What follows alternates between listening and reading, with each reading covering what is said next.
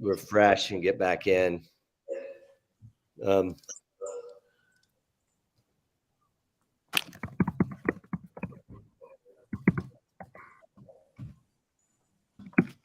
guys like that kind of, I don't know, track? I feel like, Rusty, we talk about it almost every time we talk, how much, you know, they're both fragile and they're resilient, right? And they're beautiful. They're like, I don't know, Fabergé eggs or whatever. Like, you gotta. I think it's like the mountains themselves, you know. I mean, they're beautiful. They look like they're static, but you know, if you look at it fullest of time, they're grinding against each other. The weather's pounding. They're changing shape all the time, and it's a little like the local body politic that we're all a part of, and that's all like fueled by this passion for the place that everybody has. You know, people in LA don't feel that way, and in big cities, they don't feel connected like that. But they feel like one voice can make a difference, and so all those voices, including those at the ski resort, are being heard. It's quite a it's a great cacophony of a love for the place that's not always easy from a business standpoint. Sure. Yeah, I mean, it's challenging to run a business in these mountain communities. You know, the passions run very high, as you can all attest. But, you know, like, I don't know. I want to hear you guys riff on where communities fit. Like, we've seen what happens when this last season, when, you know, an operator maybe feels a disconnect. You know, how do you make sure that you can keep your locals loving you? Go ahead, Stephen. Well, I was going to point to Mike Kaplan as an example. Mike is the kind of person who, you know, leads by example in his community. He's engaged in his community. He's been there for decades. He knows the people. They trust him. He's you know, banked the trust because he's done what he said he's going to do. And when when it doesn't go well, he tells people. That's the kind of leader I think that, you know, succeeds in these mountain communities. And there's many examples of that happening in a positive way. When you don't have that, you see the opposite. When you have, you know, a lot of rotation of folks that don't have a local connection, you know, don't have that body of work or that, you know, relationship with the key folks in the community, or even an attitude of collaboration and communication within that community, I think it can break down. And again, I think Mike and others like him have done an amazing job over many years in shepherding that process in a way that, you know, Jason, you said everybody on the same page. You're never going to get everybody, but if you can get 2/3 or 80%, at least the people understanding what you're doing, they may not all agree. You go a long way to having, you know, people rowing the same direction, I would say. So that's my thought. You're too nice, Stephen. Thank you. You give me too much credit, but I appreciate it. I would add that, you know, as you said, you pointed me, but like, that's how you run your resorts, right? Taylor's a great example at Big Sky, right? Been there forever since day one, and genuinely cares about the community. And I think you hit on that.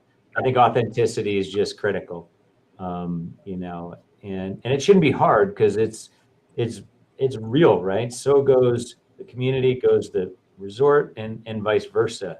And everybody we all need to remember that, right? And keep that in mind as we make decisions, as we make plans, as we respond to, you know, the things that Rusty talks about that just come up unexpectedly, like COVID or a recession or whatever it is. And I think it's easier said than done sometimes, right? And one of the things that I find helpful is to remember that it comes from a good place, right? It comes from this passion, this caring for, this intense caring, right? For the resources, for the community, for skiing, for, you know, for why people chose to live in these communities, because most of them did choose that, right? And so always remembering that it comes from a good place, even sometimes when that's really hard, is what I try to remember. And then the thing we've done is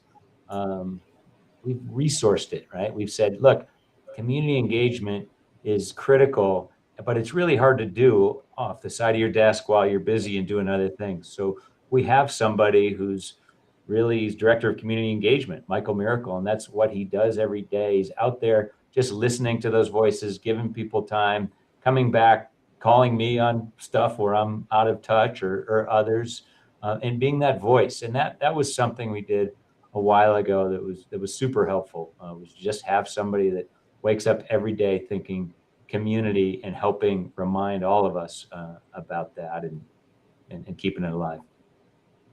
And it wasn't the newer trend right now. You know, these dynamics that are going down in mountain towns right now are bigger than you guys. Like there's stuff going on, you know, that is just deep seated. It's housing, it's real estate, it's, you know, and where you guys used to be the biggest force in town and you could turn ships. Now, you know, it's not that way anymore. There's a lot going on in these mountain towns that are, and we got the work from homers, you got the, you know, all these newcomers coming in, second homeowners, you know, people that really appreciate that place. They want to play a role. They want to be invited. They want to belong, you know, and now it's up to you guys to, you used to be able to just make it happen. Like you really were. You're the biggest employer. You could, you know, you could have a new rule and new employee rule and boom, the ship is turned. Now it's not like that, but you can lead. And I think that's where we're seeing you guys kind of respecting the culture and really making the slight adjustments to, you know, kind of push and pull and make sure that the community is tighter than it is before you started. It's an interesting time out there. We're seeing a lot of different pressures in mountain towns, and it's boiling over. As a person that spends a lot of time watching town council meetings across the Western Slope, Colorado, there's some very fiery, passionate people who are feeling threatened, you know, scared. You know, Jason, we all know that the world in general and in the U.S. particularly, so incredibly polarized now. You know, amplified by, you know, opinionated media that has less to do with the news and more to do with emotion and kind of playing to their base, not just politicians now, but I mean, media itself. And but you can really tell the difference in communities where resorts, and you started off, I don't think you meant it this way, but you said, I think you said how this part of this conversation, you said how do you get the resorts that fit into your business, and I think that it's exactly the other way around.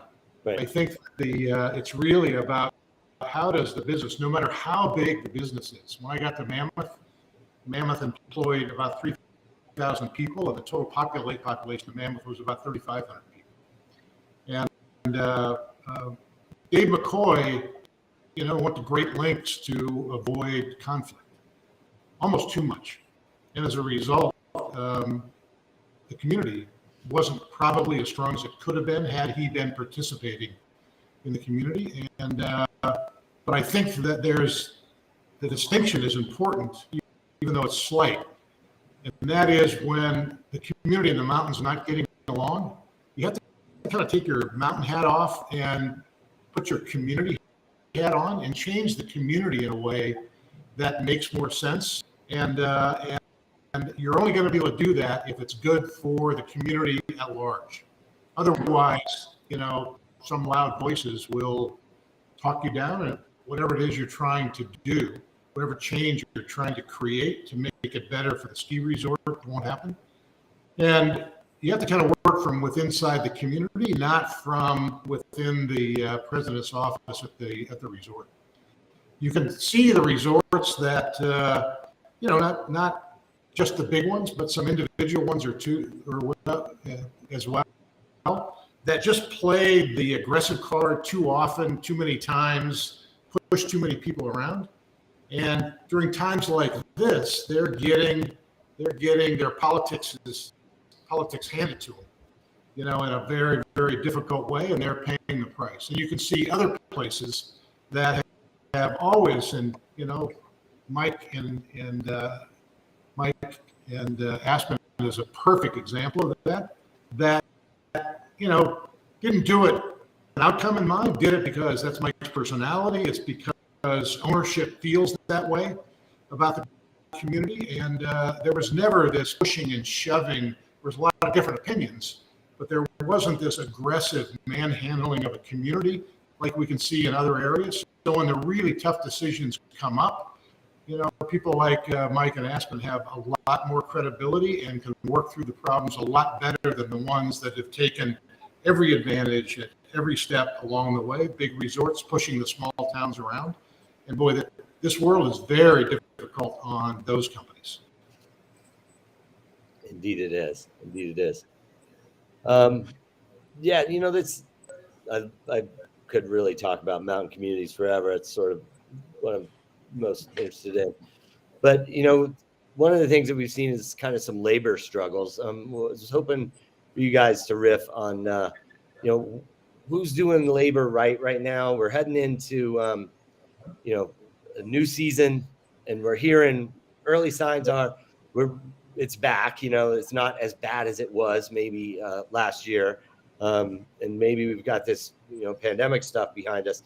What are you guys seeing in terms of working with your communities and getting folks, you know, getting ramped up? Mike, you got 2,000 plus to go.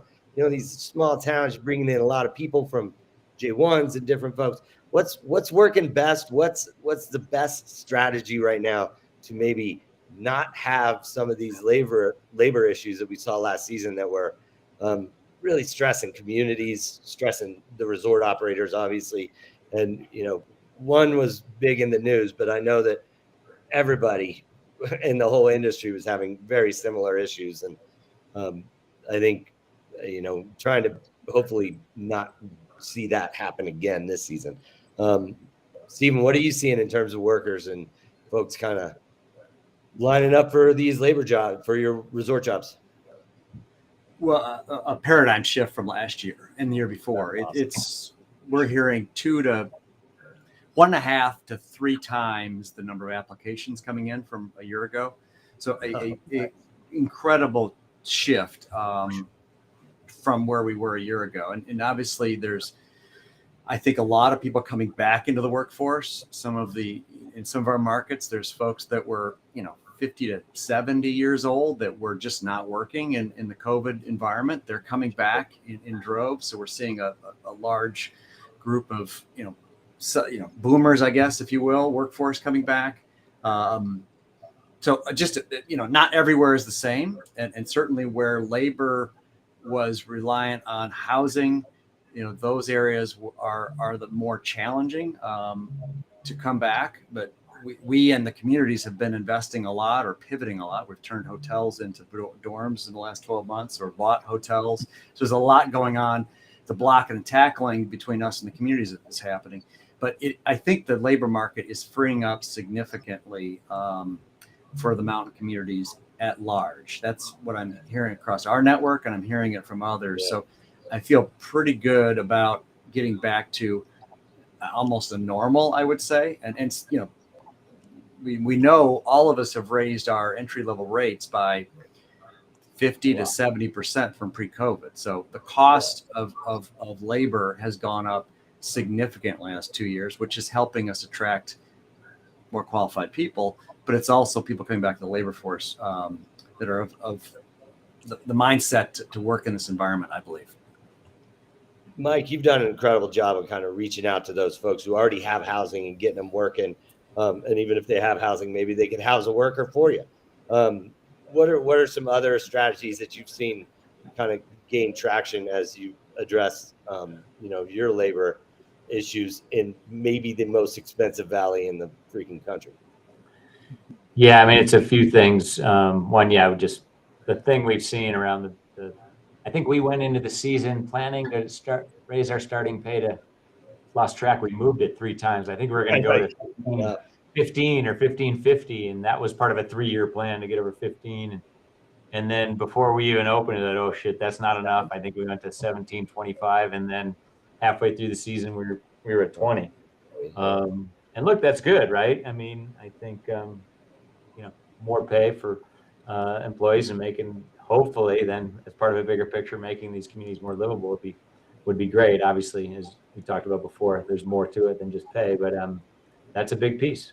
The big one though is obviously housing. And so we're fortunate in Aspen. This community has been tackling this since the 70s. And so I think that's where you see the difference in places where the community is aligned and tackling it together. That's the only way to address it, right? Because no single company, no single employer, if everybody's sort of in it for themselves, you're just chasing it all the time. So I believe we have something like 3,400 deed restricted units in the Upper Valley here that have been built over time, which is phenomenal. I don't know where we'd be without those. We have over 800 that we own and manage ourselves, and we're looking to double that over time. The community's working on expanding theirs as well, but none of this stuff is easy. As we're this is maybe a lesson for others as you're structuring this stuff. A lot of that community inventory is built in the 80s, and it's aging, and of course you think about that over time. The residents of those deed restricted units, they're paying into a capital reserve at a rate they can afford, but not at a rate high enough to replace the roofs and the boilers and the things that start to break down after 30 years. So we're starting to see that issue in the community. And then we're also seeing the aging of the workforce. And as those employees age out of the workforce, they've earned that right to be in their home. You're not going to kick them out.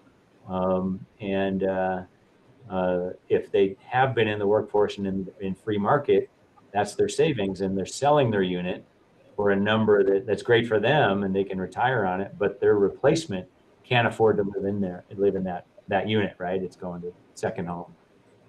So really looking down the road as you're looking at housing and making sure you've got those things in place so that you maintain the yield at the end of the day. And every one of those units that are built, I think is really critical. And then it speaks to, like you said, this bigger picture on community. So do you have senior housing and other sort of transitional housing that people can go into when they're out of the workforce? That needs to be part of it.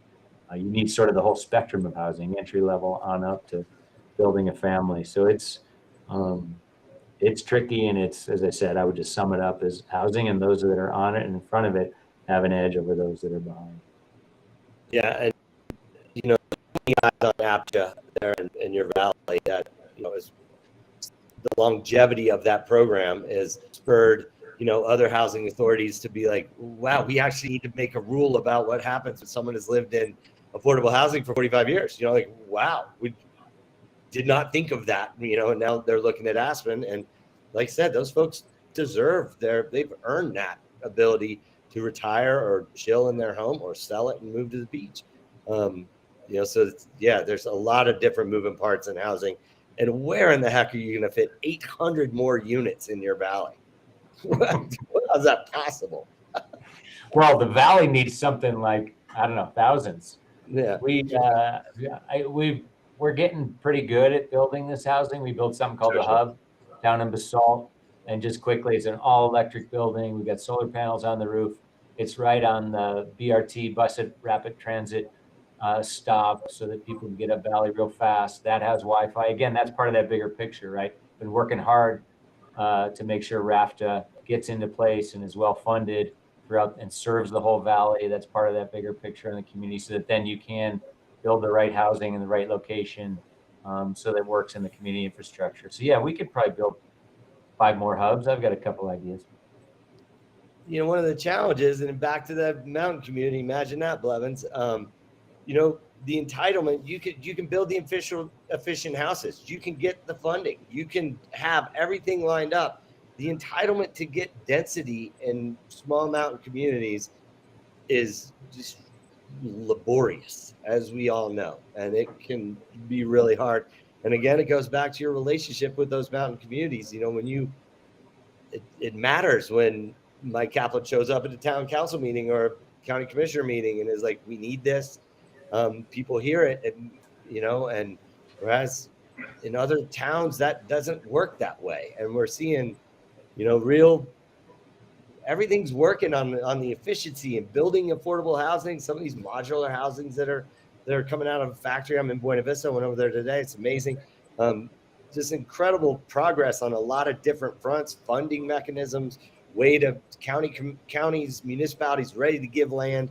It's all lining up. It's just the entitlements are becoming onerous. And again, that sort of goes back to your relationship with your mountain communities.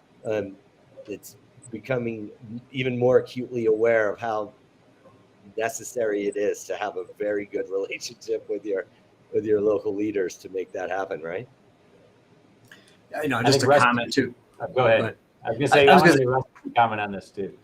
Yeah, and Rusty, so long-term planning, I just want to talk about that just a second. I mean, that is something that you need to do yourself, but in collaboration with the community. If that long-term planning mechanism is in place, if that discipline is in place, you can map out housing, you can map out infrastructure, you can map out parking, you can map out all these pinch points ahead of time, at least have it on the radar so you're dealing with it, because these things don't happen overnight. You mentioned entitlements takes a long time. And capital isn't always available, at the time you need it. So, it takes a very collaborative, long-term approach. And the more you're engaged, the more you share your ideas and share where you're going, and the community shares with you, and you can be in the trenches with them, you're going to have a better roadmap over 5, 10, 15, 20, 30 years. I mean, that's the kind of perspective I think you got to have. It's not, what are we doing, now for the problem today? It's how are we going to address it over the long term? And what have we done the last 25 years that has alleviated the problem relative to where others are? So that's just a thought. Rusty, I'll let you go. It's a good point. You've done Big Sky, the vision for Big Sky. That's really done that well, Stephen. I think that's cool. Yeah, I agree. It's there are sort of natural limiters that we can see working. And the less land there is, the more confined space is. For instance, Mammoth. Mammoth, I think, has about 7,000 year-round residents now, 7,500. And but on a busy weekend, there's 35,000 total people in town. And there's only 2,200 fee acres of land. There's very little land, and there really is no down valley in Mammoth, as an example of a real restrained community. And lots of our communities are like that. Bishop, which is kind of the closest community, is it's 50 minutes away down the valley. So Airbnb, VRBO, which has been a great way to utilize more fully real estate, particularly for the visitor. There are limitations being set on that because of the politics of small towns and short-term rentals. And you can see that supply of that capacity now shrinking down where it's creating real issues. On the positive side, one of the things that we're seeing in some of our resorts, again, slowly, the wheels of progress, go slowly, as Stephen, I think, just made the point.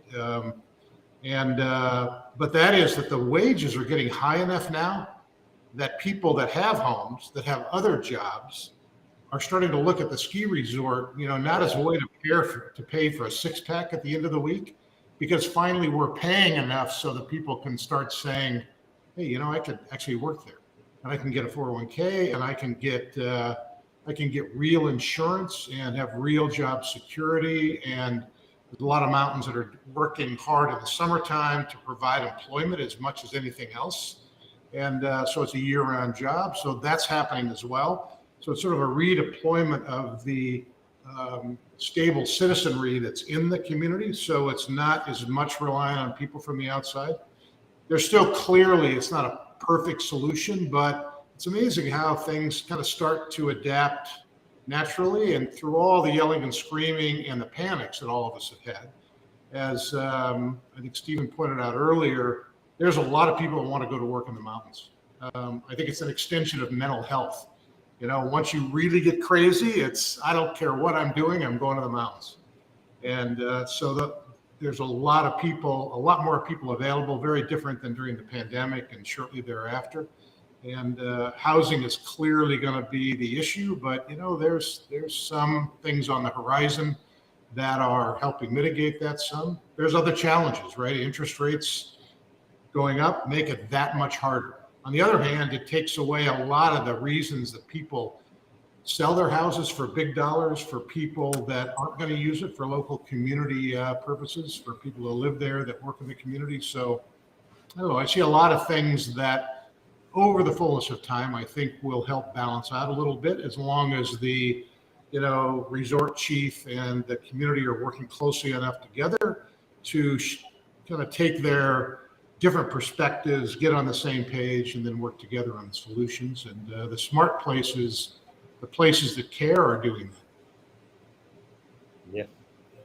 Yeah. You mentioned insurance, and that's kind of something I was hoping to kind of talk about. You guys are looking at some, increased labor prices. You already talked about your insurance rates coming up, your debt's going, what if you're financing something that's going to go up, all the different services that, everything's going up. You're selling these passes ahead of time, doing well.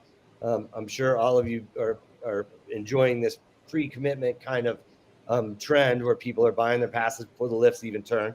Really sort of redefined how you guys finance things and how your financial stability.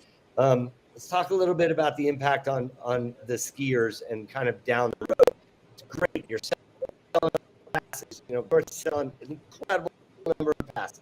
And they've really shown forged that path. And that's something that the Icon's doing really well. All you guys are selling past products, past partnerships, really doing a lot there. What's that look like down the line when you are asking your first time and newcomer skiers to drop $275, $300 for a day of skiing? That seems like you're gonna, I don't know, it might have a dampening effect on growth in the future if your first time skier is going to drop a couple $1,000s for a day of skiing with a family of 4 and parking and rentals and stuff. How does growth in the winter sports world fit into this awesome path that the advanced sales that's really good for bottom lines, really good for me? I can get it stay down to $5 if I'm, if I push hard enough. Same with my family. And you guys hate me for that one, but what about the other people that they're really not going to drop that kind of money to go spend a day on the snow? What's that mean for the future of skiing? Well, we talk about Big Sky, but our resort network is a lot more than a destination of Big Sky. We have a lot of urban market ski resorts. We have regional destination resorts, all of which have very affordable entry points to enjoy this lifestyle. And I would suggest most of North American skiing embraces and has had record level of new skiers coming into these programs, whether they're 6-week programs, whether they're weekend programs. There are a lot of ways for people to enjoy the sport that doesn't cost, $200+. Sure. So, and I would, these destinations, if they do show up to a Big Sky or a Aspen or something for the first time ever, it's probably going to be the higher end to cost, but we still all have programs for never evers to enjoy the sport. If you wait to the last minute, you're going to pay more. There's no doubt about that. The dynamic pricing era has come upon us, at least in North America, and it's happening in Europe. So if you wait to make sure the powder is perfect that day, you're going to pay more money than you probably ever thought you should. But most of those people actually don't care.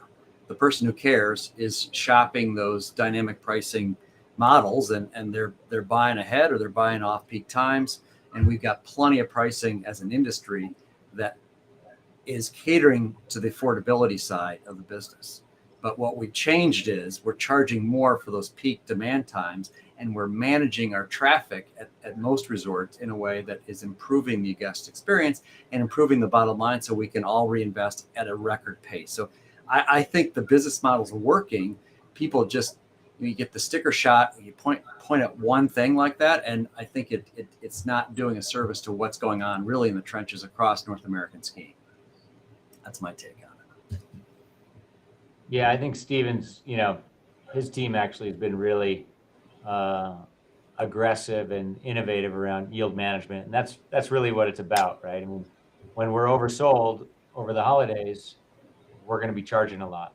But if you want to come here off peak, we're going to have some smoking deals, right? And we haven't talked much about technology, but both on the expense side and the yield management side, technology is really making us better. It's giving us more opportunity to pull some of the labor intensity out of, what we do and how we do it, especially on the transactional side, right? And it's also freed people up from having to be in the resort, right? So you can, again, people can work from home. We have, call center agents that can be at home or be, in our case, at least in Basalt, where we've moved a lot of our operations. So there's things like that now and on the horizon that I think will help us combat some of that inflation and deal with the reality of how many employees can we hire in the resort every year. Anyway, we've got to find ways to reduce that intensity, and then likewise to be more sophisticated in serving up to that price sensitive customer a great offer where they can bring their family and have a great experience. And again, I think Boyne's been leading the charge, but the whole industry's been pushing on that. So yeah, that single day price at the window over the holidays, you're going to get sticker shock, but it can easily be avoided. Come the first week of Christmas, very different price from the second week of Christmas. Buy in advance, very different price. Come with a group. There's all those things, and more every day. Very true. And Rusty, you've talked about how technology is, really enabling Alterra to sort of explore entire new trends. And a lot of that came out of the pandemic, right? Like when people wouldn't go inside and they wanted to use their phone to order French fries or whatever. Really, quite a tool for reducing labor costs and pinch points and traffic clogs and things like that. How do you see technology, and Mike was just talking about, in terms of, influencing? The new guy that you guys just put in the shop is tech boss, right? Like he knows how to handle 100,000 people that all want the same thing, and they want it in a 5-minute span. That's exactly right. I mean, Ticketmaster, under Live Nation, its owner, has led the way, right, from what used to be what I felt like was, I'm going to get a call about this, but like a high-priced scalper and paper tickets and really inconvenient things, really under Garrett's leadership, frankly. Partnerships with MLB, NBA, all the different major sports and concert promoters.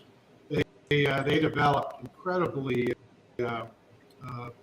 insightful technology to make the whole fulfillment program go easier, and capacity allocation, if you think about it that way, to really be allocated in my view, in a much more equitable way. I think one of the things that we're all going to have to realize, and it's already happening, and that is, when things get too busy, the price needs to go up. That's I'm semi-retired now, so I can say that, I think. And lawyers, people don't know where I live. And just the fact, when you get too crowded, the most, I think the fairest way for the most part, to allocate that limited capacity is to charge them. So part of the issue of passes are bringing too many people and all at one time, and the way that's going to get dealt with over time is, on those days there'll be ways to charge more to make the capacity and demand kind of equal out a little bit, but also through capacity where we're almost paying people to come when there's nobody there. Mm-hmm. And when the snow's great and there's 100 locals out skiing, and there's a lot of room for other visitors. The world is changing in terms of its flexible approach to work, which we're not going to unlearn. We've learned that through the pandemic. It'll manifest itself in a lot of different ways, but that's not just about going to the office. It's about whether you work on the weekends or the holidays, and as long as you get your work done, you've got a lot more life. That's a real opportunity for the ski industry and businesses like that. Technology is going to pull all that together. It'll be effectively this dynamic marketplace that's changing all the time, and you'll be able to look at what it costs to go to Big Bear, or what it costs to go to Stratton or something else, and you can compare that with what it costs to go, to your local corner pub and what beers are selling for today. And there's going to be more and more access to this kind of technology. The ski resorts will start doing that, particularly the bigger companies that have an advantage. And very, very quickly, the independent operators will have it as well. And, the best price for the best product and service will be out there. You made a comment about I think the money that we're making on the passes, and there's no question the volume and what we're charging for passes we make money on. The idea of having it, I think it's $485, Jason, that it costs you to go skiing now because you ski so much. That's not upsetting to me because you're also going to go have a couple of beers. You're going to forget your goggles. You're going to want certain things that we can give you and you'll feel good about. Around numbers, 40-50% of the revenues for ski resorts come from ancillary income. So the biggest thing we need is people in the resorts, even if they don't pay much to do it. What we need to be able to do, though, is to fill up the unused capacity and drain off excess demand from the days that are too crowded in some fair way so that it's not arbitrary, capricious, or discriminating in any fashion. And I think you'll see technology, smart people like Jared Smith, Alterra's CEO, work with the communities, with other people in the industries to figure this out. It's already starting to happen. I like what you just said about paying people to come when there's nobody there. I want to know more about that. If you don't like me at $485 a day, you're really not going to like me. Listen, the bid is $325. I'm happy to give you $325. You can come. As long as you promise to buy the 4 sandwiches you normally eat at lunch anyway. Yeah, there you go. Hey guys, look like we hit our time. Gosh, we could just keep going. There's so much good stuff to talk about. I really appreciate you guys taking the time here.